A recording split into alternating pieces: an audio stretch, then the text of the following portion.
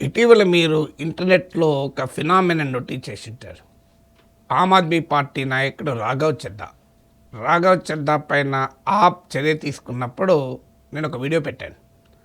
మీరు recently trending ప్లేలిస్ట్లో చూడండి, టాప్లోనే ఉంటుంది. 1,25,000 1,25,000 దాకా చూశారు. ఏంటిది సర్ప్రైజింగ్. తర్వాత రెండో వీడియో పెట్టాను, రాఘవ్ చద్దా బీజేపీలో చేరతాడా అని. అది కూడా నియర్లీ 30,000 చూశారు. ఇది నా ఛానల్లో. ఇంకా మీరు ఎక్కడైనా చూడండి, రాఘవ చద్దా పేరిట పెట్టిన వీడియోలన్నీ యూట్యూబ్లో సక్సెస్. సో మరి రాఘవ చద్దా అంత మాస్ లీడరా? కాదు. అరవింద్ కేజ్రీవాల్ లాగా ఏదైనా ముఖ్యమంత్రి పదవి, మనీష్ సిసోడియా లాగా ఏమైనా డిప్యూటీ చీఫ్ మినిస్టర్ పదవి చేశాడా? అది కాదు. పెద్ద ఎత్తున ప్రజా ఉద్యమాలు నడిపాడా? అలాంటి ఏదన్నా రైతు ఉద్యమాలు ఇలాంటి, లేదా సామాజికంగా అణగారిన వర్గాల ఉద్యమాలు, తెలంగాణ ఉద్యమం లాంటి ఉద్యమాలు నడిపితే సడన్గా నాయకులు అయిపోతారు. సో అలాంటి ఉద్యమాలు ఏమైనా నడిపాడా? అది కాదు. ఏంటతను మరి రాఘవ్ చద్దా ఢిల్లీలో ఎమ్మెల్యేగా గెలిచాడు. తర్వాత పంజాబ్ చీఫ్ మినిస్టర్కి అడ్వైజర్గా పార్టీ నియమించింది. ఢిల్లీ జల్ బోర్డ్ చైర్మన్గా ఉన్నాడు. అసలు రాజ్యసభలో ఆప్ డిప్యూటీ లీడర్. మరి ఎందుకు ఇంత పాపులారిటీ వచ్చింది? This is a lesson for politicians across India.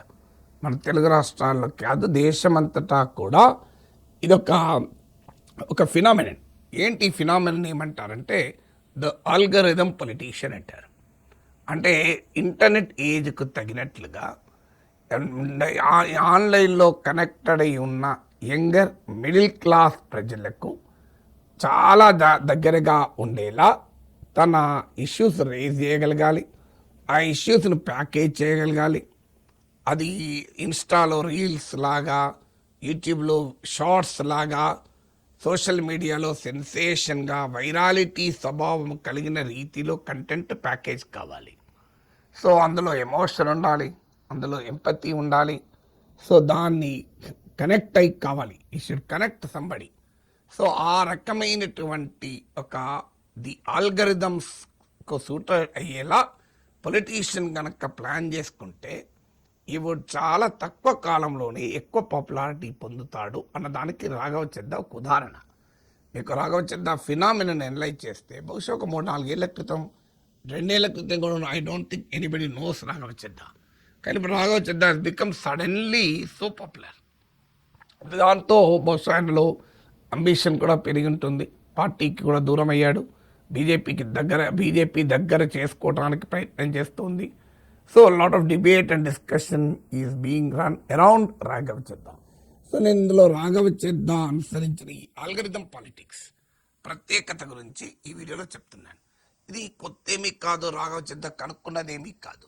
Internet ఉపయోగించడం అనేది మన బరాక్ ఒబామా స్టైల్ చూసాం, నరేంద్ర మోడీ స్టైల్ చూసాం, అరవింద్ కేజ్రీవాల్ స్టైల్ చూసాం. ప్రైమ్ టైం టెలివిజన్కు సూట్ అయ్యేలా పొలిటికల్ ఇష్యూస్ నడపడం. కేజ్రీవాల్ ఫినామినన్ మనం చూసాం.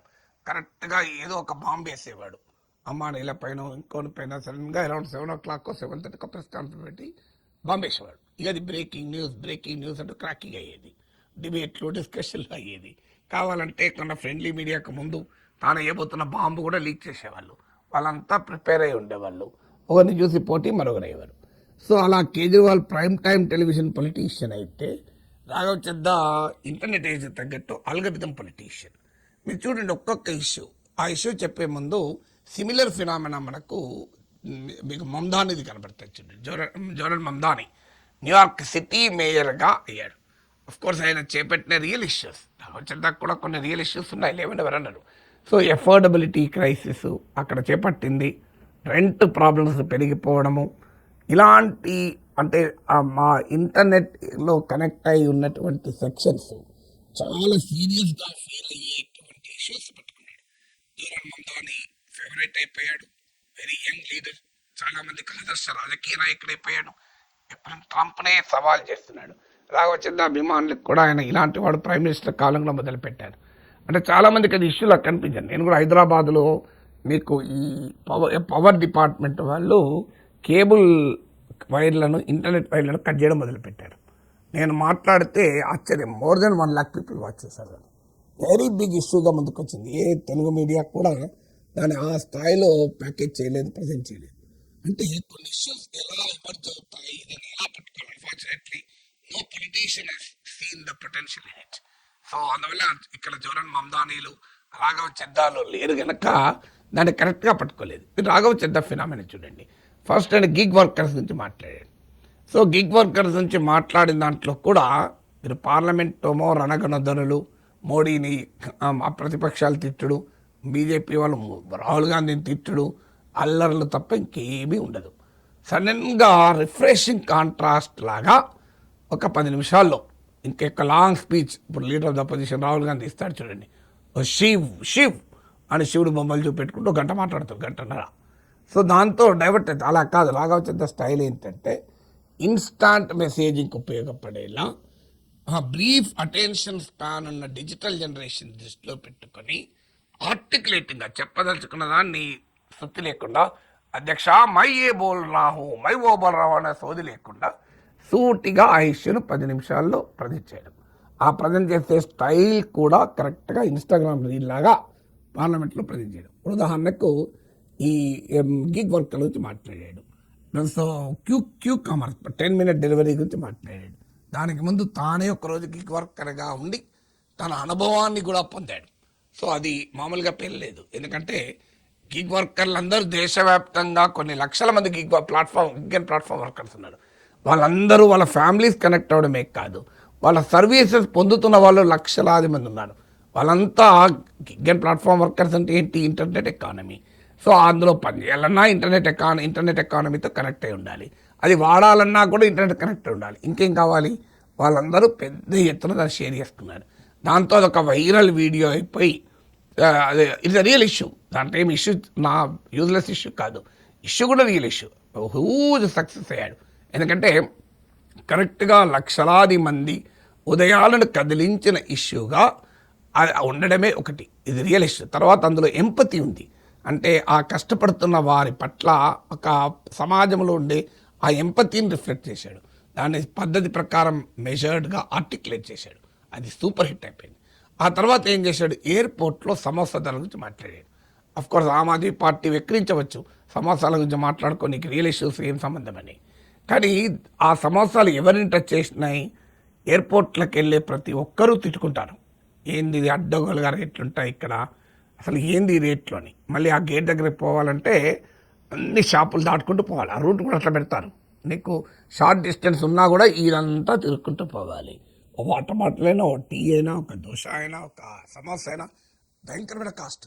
అది చూసిన అప్పర్ మిడిల్ క్లాస్ అంతా ఇప్పుడు ఏమైందంటే ఈ ఉడాన్ స్కీములు వచ్చి ఈ ఇంటర్నేషనల్ ఈ సివిల్ ఏవియేషన్ పెరిగి మిడిల్ క్లాస్ కూడా ఇవాళ ఫ్లైట్లోనే వెళ్తున్నారు. రిచ్ కావాలన్నా, ఒకప్పుడు రిచ్, ఇప్పుడు రిచ్ కాదు. ఇప్పుడు మిడిల్ క్లాస్ కూడా మీరు ఫ్లైట్లో వెళ్ళే ఒక కొత్త కన్జంప్షన్ ప్యాటర్న్ వచ్చింది. దాంతో వాళ్ళందరూ కనెక్ట్ అయ్యారు. మామూలుగా ఉండరు, వాళ్ళు లక్షలలో ఉంటారు. అది కూడా వాళ్ళందరూ కూడా ఇంటర్నెట్ కనెక్టెడ్. వాళ్ళ ఫ్యామిలీస్ వెంటనే ప్రజలు ఇది తమ సమస్యగా ఫీల్ అయ్యారు. నిజం కూడా అది అందరికీ కదా, ఏదో అడవిలో ఉన్న గిరిజనుడికి ఆదివాసీ సమస్య కాకపోవచ్చు.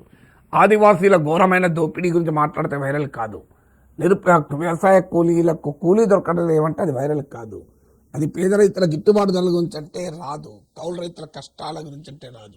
కానీ సమోసా అంటే ఆ సమోసా అనేది ఎయిర్పోర్ట్లో ఎయిర్ ట్రావెల్ చేసే డిజిటల్లీ సావీ, డిజిటల్లీ కనెక్టెడ్ వేలాది మంది, ఆ మాటకొస్తే లక్షలాది మందికి ఎంపతిగా కనిపించింది. వెంటనే వాళ్ళంతా దాన్ని బ్రహ్మాండంగా వైరల్ చేశారు. సో ఈ వైరాలిటీ అని అంటే ఏ సెక్షన్స్ డిజిటల్లీ కనెక్టెడ్, వాళ్ళ కన్సర్న్స్ ఏంటి, వాళ్ళు దేనిపైన మాట్లాడితే షేర్ చేసుకుంటారు, ఆ షేరబుల్ కంటెంట్ ఏంటి, అది షేర్ చేసుకోవటానికి వీలుగా, చూడటానికి వీలుగా, బ్రీఫ్గా, ఆర్టికులేట్గా, ప్యాకేజింగ్గా ఇన్స్టాగ్రామ్ రీల్కి ఉపయోగపడే రీతిలో దాన్ని ప్రజెంట్ చేస్తే రాఘవ చెద్దా సడన్గా ఇంటర్నెట్లో ఒక హ్యూజ్లీ పాపులర్ పొలిటీషియన్గా ఎమర్జ్ అయ్యాడు. అంటే రాఘవ చెద్దా రైజ్ చేసిన మరో ఇష్యూ కూడా చెప్తాను మీకు, ప్రీపెయిడ్ మొబైల్ ప్లాన్స్. సో ఇది చాలామందికి ఎవ్రీడే న్యూసెన్స్. సో ఆ ప్రీపెయిడ్ బిల్స్ పెరగడం కావచ్చు, సరిగా కనెక్షన్ లేకపోవడం కావచ్చు. ఎవరి ఇష్యూస్ ఇది? Urban middle class digitally connected వారికి అతిపెద్ద ఇష్యూ. కానీ ఇవాళ మొబైల్ పెనిట్రేషన్ ఎక్కడ దాకా పోయిందంటే అందరికీ ఇష్యూ అయిపోయింది. సరిగ్గా ఆ ఇష్యూ నీకు పెద్ద రైతుల గిట్టుబాటు ధరలు, వ్యవసాయ చట్టాలు, so India's foreign policy, Indian economy, ఇవన్నీ అనవసరం. చాలా సింపుల్. నాకు ఎవ్రీడే ఇన్కన్వీనియన్స్ అది. ఆ ఎవ్రీడే ఇన్కన్వీనియన్స్ను పవర్ఫుల్గా రైజ్ చేయడం మొదలుపెట్టాడు. అంటే ఒక మాటలో చెప్పాలంటే రాజకీయాల్ని అల్గరిథం భాషలోకి పవర్ఫుల్గా రాఘవచంద్ర ట్రాన్స్లేట్ చేశాడు. దాంతో ఒక ఎంపతి ఉన్న పొలిటీషియన్గా, ఒక గుడ్ పొలిటీషియన్గా, especially urban, educated, middle class, younger ప్రజల దృష్టిలో ఒక ఐకానిక్ ఇమేజ్ రాఘవచంద్రకు వచ్చింది.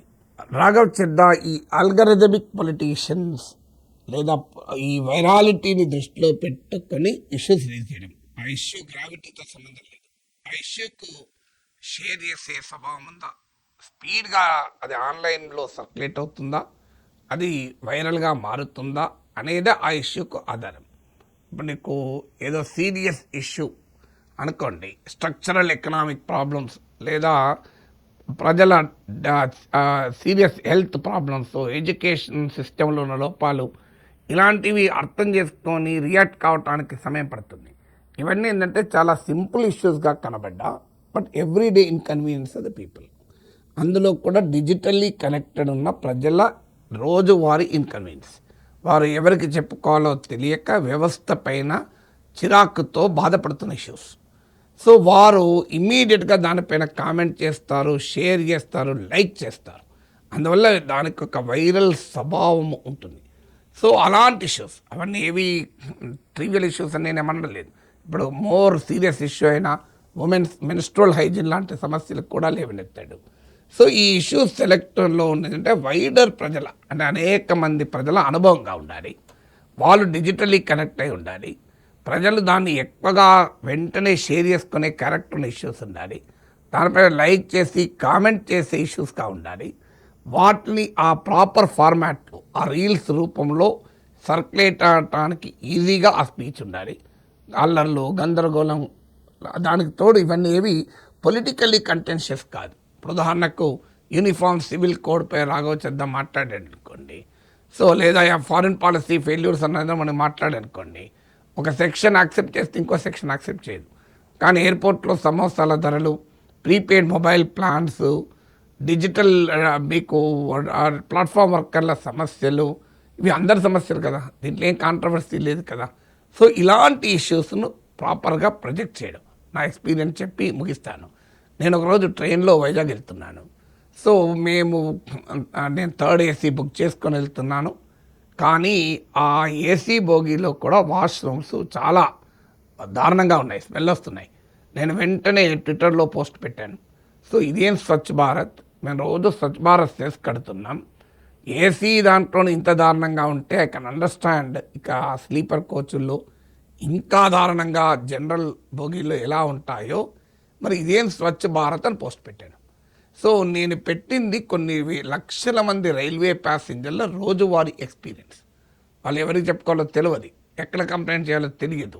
వ్యవస్థపై వారికి ఆ ఫ్రస్ట్రేషన్ ఉంటుంది.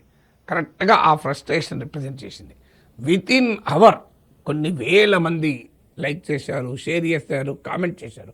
ఆఖరికి అది ఎలాగో అలాగో వితిన్ 1 అవర్ నేను కాజీపేట్ కూడా చేరలేదు, మధ్యలోనే ఉన్నాను. అది రైల్వే మినిస్టర్ అశ్విని వైష్ణవ్ కూడా ఎవరో ట్యాగ్ చేశారు. దాంతో అశ్విని వైష్ణవ్ ఆఫీస్ నుంచి సౌత్ సెంట్రల్ రైల్వే జనరల్ మేనేజర్కి ఫోన్ వచ్చింది. నేను ఇంకా కాజీపేట చేరలే, నాకు ఫోన్ వచ్చింది. సార్ మీరు ఏ బోగీలు ఉన్నారు సార్, మీ ప్రాబ్లం ఇదట కదా సార్, మేము కాజీపేటలో వీల్ సెండ్ మనుషులు పంపిస్తాం సార్, మీరు మళ్ళీ విజయవాడలోకి కూడా మనుషులు వస్తారు సార్, ఒక టీం మీ ట్రైన్లో మీతో పాటు ప్రయాణం చేస్తుంది సార్, మీరు మళ్ళీ రిటర్న్ హైదరాబాద్ ఎప్పుడు వస్తారు సార్, అప్పుడు కూడా మాకు తెలియజేయండి, మేము మనుషులు పెడతామన్నారు. నా కొరకు కాదయ్యా, ఇది ప్రజలందరి సమస్య, ప్రతిరోజు ఇలా పెడితే సంతోషం సార్ అన్నాడు. సో అన్నట్లే కాజీపేటలో ప్రాపర్గా క్లీన్ చేశారు, ఒక టీమే ఎక్కారు. అంటే వాళ్ళు కంప్లీట్గా ట్రైన్లో మాతో పాటు ప్రయాణం చేశారు, రెగ్యులర్గా క్లీన్ చేశారు వైజాగ్ వెళ్ళేదాకా. మళ్ళీ నా రిటర్న్ ఫ్లైట్ ట్రైన్ డీటెయిల్స్ కూడా తీసుకొని రిటర్న్లో కూడా మళ్ళీ అరేంజ్ చేశారు. నా ఒక్కరికి చేయగలుగుతారు, అన్ని ట్రైన్లకి ఇలా చేస్తారా? కానీ ఏంటి ఆ ఇష్యూ అన్ని వేల మంది వైరాలిటీ అయింది. ఇదే ఇష్యూ మీరు పార్లమెంట్లో రాఘవచంద్ర రైజ్ చేస్తుంటే ఇంకా ఎక్కువ పాపులర్ అయ్యేవాడు. సో అందువల్ల ద వైరాలిటీ స్వభావం కలిగిన ఇష్యూస్ను ప్రజలు ఆన్లైన్లో కనెక్ట్ ఉన్న వారు షేర్ చేసుకునే ఫార్మాట్లో కనుక రైజ్ చేస్తే చాలా తక్కువ సమయంలో ఒక సెక్షన్ ఆఫ్ సొసైటీలో చాలా వెరీ పాపులర్ పొలిటీషియన్ ఎమర్జ్ అవుతాడు. అది నిజంగానే పాలిటిక్స్లో సక్సెస్కి ఉపయోగపడుతుందా?